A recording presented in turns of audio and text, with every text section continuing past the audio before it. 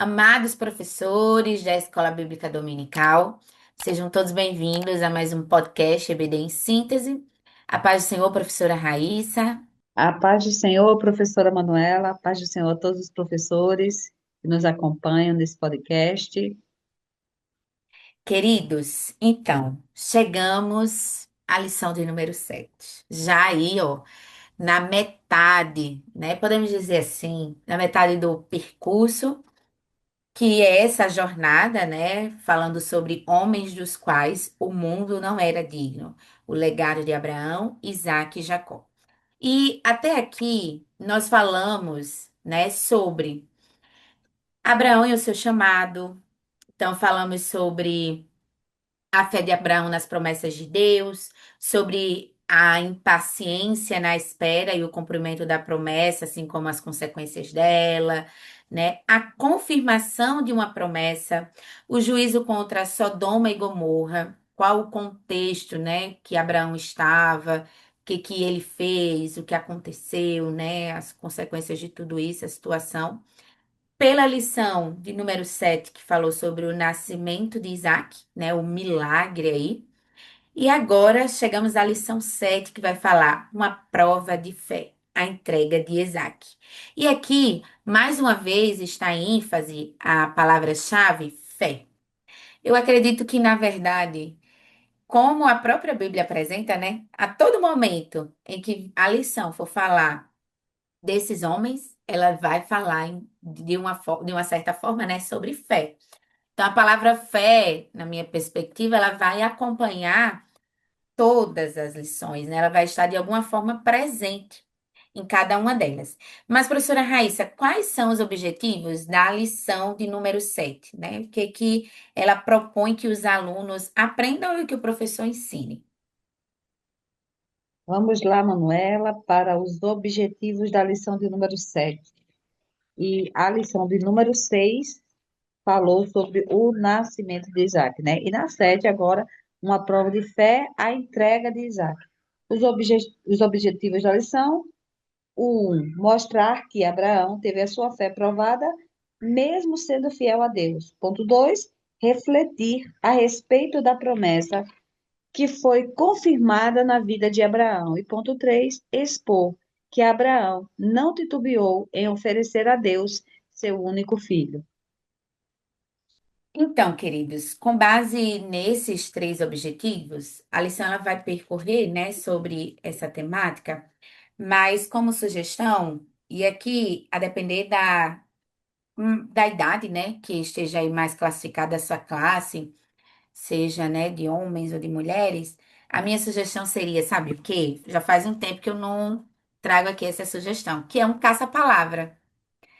E as palavras que eu colocaria em evidência, né? Claro, fé, né? O próprio Isaac, Abraão, filho, confiança, mas não só em confiança, pegar aí as sinopses, né? Da própria lição. Então, Deus, sacrifício, lealdade, tá? Então, oferta seriam algumas palavras que chaves de uma forma geral, né, num contexto geral. E o interessante é que você, ao final, pode até pedir para eles, com essas algumas dessas palavras, montar uma frase que resuma para ele a lição de hoje, tá? Então, essa é uma dica. A gente vê muito, né? Pelo menos tem pessoas da minha igreja que eu conheço que gostam de caça-palavras, bíblico, inclusive, né? E aí é uma coisa boa também para a memória. Quando a gente faz com os adolescentes, pré-adolescentes, é um alvoroço, né? Na classe de adultos, vai ser algo mais tranquilo, sereno, né? E algo que vai fazer justamente eles exercitarem, aí identificarem quais são essas palavras que vão, de uma certa forma, resumir aí a lição, tá? E agora a gente vai ouvir a professora Raíssa com as suas sugestões, orientações para essa aula. Amém, professora. Chegamos à lição 7, trazendo, revelando para nós, né, essa prova de fé, essa entrega ali. E eu acredito que é um dos momentos mais intensos da Bíblia, porque Em meio a tudo isso, vai destacar a obediência extrema de Abraão e a provisão divina. É ali que ele cita e revela o Jeová Jireh, né? Que é o Senhor proverá. A gente vai encontrar essa expressão lá em Gênesis 22:14. O Senhor proverá, Jeová Jireh. Então, esse quadro que a professora Manuela compartilhou conosco, eu acho interessante para você, professor, fazer com sua turma, com a sua sala, porque é muito comum, desde a nossa primeira infância, nós termos as coisas como nossa. Então, essa palavra é meu, é meu. Nós aprendemos logo cedo a separar o que é nosso daquilo que não é, desde quando brincamos e batalhamos por um brinquedo que alguém vem desavisadamente tomar como se fosse dele e nós reivindicamos aquele espaço, território, brinquedo é meu. Então, nós consideramos essas coisas que nós tomamos como nossas, como nossos tesouros, né? Nós agarramos, nós seguramos as coisas que nós retemos e assim elas são consideradas tesouros na nossa vida. Então você vê que no capítulo 22 de Gênesis vai nos revelar que Isaac era um tesouro muito valioso e precioso para Abraão. Então, o Senhor ele se preocupa com tudo aquilo que pode simplesmente comprometer o nosso relacionamento com Ele. E aí nós temos que ter cuidado de não transformar certas coisas em nossa vida em tesouro. E aí eu estava lendo o livro de Charles Swindoll, de Heróis da Fé, Abraão, que inclusive tem me acompanhado ao longo desse trimestre, e lá na página 224, eu vi esse contexto falando sobre os tesouros e eu achei interessante compartilhar com a sala desta forma que você está vendo aí na sua tela, que é Meus Tesouros, e aí nós vamos encontrar os quadros que vai separar nossas posses, nossa vocação, nossos sonhos e nossos relacionamentos. Nas posses, você pode imprimir esse quadro e dar para cada aluno, você, numa folha de ofício, se você organizar direitinho, dá para fazer várias, você leva à secretaria da sua igreja, se você não tiver uma impressora em casa ou a possibilidade de fazer, veja junto à coordenação do DENEC da sua igreja local, aos líderes da escola dominical local, eles podem estar fazendo isso por você, para você distribuir com os seus alunos e eles preencherem. As nossas posses vai entrar coisas tangíveis. E elas podem ser valiosas, ter alto valor ou não, podem ser grandes como uma propriedade, mas pode ser pequena como uma joia, um diamante, um relógio, algo recebido de herança de família e que você tem tido uma estima, sabe? Pode ser caro, mas pode ser algo muito mais significativo, de uma lembrança ou de uma memória especial. E aí você vai estar colocando aí nas posses. Na vocação, você pode falar sobre seu trabalho, sua carreira, o que não é pecado desejar ou ter, mas muitas vezes aquilo nos sufoca ao ponto de pensarmos: se eu perder esse emprego, o que vai ser da minha vida? Ora, Deus é quem cuida de você. Se aquele emprego for, certamente o Senhor que tem cuidado e mantido você vai prover algo, vai providenciar algo. Aquilo não pode ser o fim da sua vida. Ao mesmo tempo, nós podemos lembrar das pessoas que estão ali ao longo da jornada, no ministério ou em um cargo de liderança, também de compreender e saber dizer: chegou a hora. Não ter esse apego, não ter isso como um tesouro tão valioso que possa impedir você de estar próximo do Senhor da forma correta. Então, também tem a parte dos nossos relacionamentos. Olha que coisa interessante. Nós podemos valorizar pessoas, né? Como nossos pais, nossos filhos. Podemos até nos preocupar constantemente com eles e o medo de perder, o significado deles para nós no nosso mundo, né? Então, qualquer relacionamento pode se tornar um tesouro pelo qual a gente venha sacrificar muita coisa. E Deus sabe exatamente qual é o tesouro que capturou o nosso coração. E Ele sabe aonde que nós precisamos ser tratados. Então, você fazendo esse apanhado com a sua sala, Vai ser interessante. Seria até uma atividade diagnóstica para ele avaliar o que ele realmente tem colocado em primeiro lugar no coração dele. Seja uma posse, seja um sonho, seja uma vocação. Veja bem, sonhar não é pecado. Você ter um desejo por algo também não é pecado. Mas a gente tem que ter cuidado. Aonde que aquilo está nos levando? O que é que aquilo está proporcionando? Aquilo está me afastando de Deus?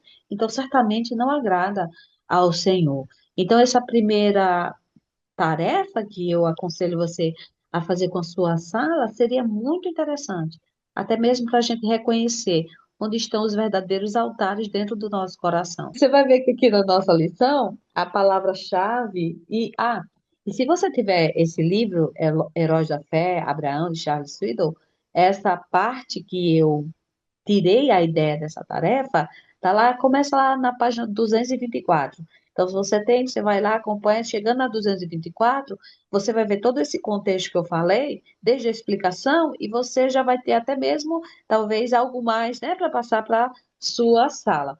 E aqui na palavra-chave dessa lição, tá aqui, ó, fé. Vamos falar um pouquinho. Então, o que é fé? Por que que Abraão, né, foi considerado alguém com tanta fé. Imagina só, homens dos quais o mundo não era digno. Aí você vai chegar lá em Romanos, capítulo 4, pode fazer essa leitura junto com a sua sala, e vai ser bem participativo e interessante. Paulo vai dar 9 características da fé de Abraão, que você pode estar lá abrindo em Romanos, capítulo 4, do 17 ao 20, e lendo juntamente com a sala. Então, você vai ver que ele vai dizer que a fé de Abraão, ela é teísta, ou seja, ele começa dizendo perante aquele no qual creu, a saber, Deus. Então, um Deus que dá vida aos mortos, ele reconhece que a sua fé está posta apenas em Deus. E aí você vai continuar lendo, vai ver que a fé era suprarracional, ou seja, ele creu contra a esperança. A fé, queridos, não pode ser irracional, mas ela vai além da razão.